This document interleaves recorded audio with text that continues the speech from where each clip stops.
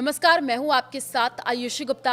अमेरिकी राष्ट्रपति Donald Trump ने रूस यूक्रेन युद्ध पर बात करते हुए एक बार फिर से भारत पाकिस्तान के बीच हुए संघर्ष का जिक्र किया।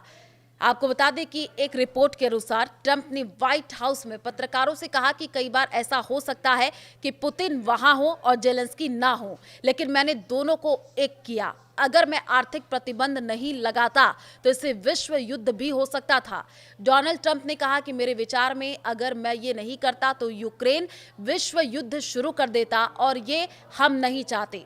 भारत और पाकिस्तान के बीच अगर युद्ध मैंने नहीं रोका होता तो परमाणु युद्ध हो सकता था। जब मैंने देखा कि 7 जेट मार गिराए गए हैं तो मुझे लगा कि ये सही नहीं है। $150 मिलियन के प्लेन को मार गिराया गया, हो सकता है आंकड़ा इससे ज्यादा भी हो।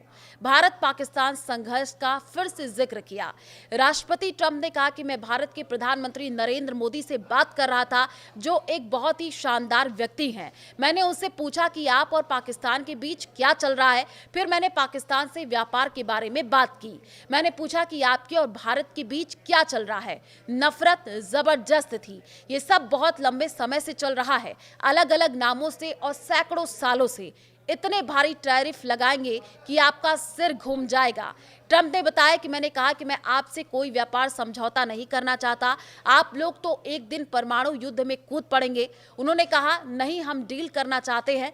मैंने कहा कि मुझे कल दोबारा कॉल करना, लेकिन हम आपसे कोई समझौता नहीं करने जा रहे। अगर किया तो हम आप पर इतने भारी टैरिफ लगाएंगे कि आपका सिर घूम जाएगा। और करीब 5 घंटे के अंदर ही सब हो गया। ट्रंप ने आगे कहा कि अब शायद ये सब दोबारा शुरू हो जाए, तो मुझे नहीं पता, लेकिन मुझे नहीं लगता कि ऐसा होगा। अगर हुआ तो मैं इसे भी रोक दूंगा। हम ऐसी चीजों को होने नहीं दे सकते। नेट टैरिफ सिस्टम से जुड़ी कुछ महत्वपूर्ण बातें आपको बता दें। अमेरिकी होमलैंड सिक्योरिटी विभाग के ड्राफ्ट नोटिस के मुताबिक 27 अगस्त 2025 को रात 12:01 से नया टैरिफ सिस्टम लागू हो जाएगा और अब भारत से आयात होने वाले सामान पर ज्यादा टैक्स लगेगा। भारतीय निर्यातक अमेरिका के 50% टैरिफ लागू करने के फैसले के बाद ऑर्डर में गिरावट की आशंका से जूझ रहे हैं। हालांकि एक अधिकारी ने रॉयटर्स को बताया कि ऐसे निर्यातकों को आर्थिक सहायता मिल सकती है। अब भारतीय निर्यातक चीन, लैटिन अमेरिका और मध्य पूर्व जैसे बाजारों में संभावना तलाश रहे हैं। प्रधानमंत्री मोदी ने सोमवार 25 अगस्त को अहमदाबाद में अमेरिकी टैरिफ का जिक्र करते हुए कहा कि भारत दबाव का सामना करने के लिए तैयार है। उन्होंने कहा कि किसानों, पशुपालकों और लघु उद्योगों का हित उनकी प्राथमिकता है। पीएम मोदी ने मंगलवार 26 अगस्त को गुजरात में स्वदेशी पर जोर दिया और कहा कि स्वदेशी की मेरी परिभाषा सरल है।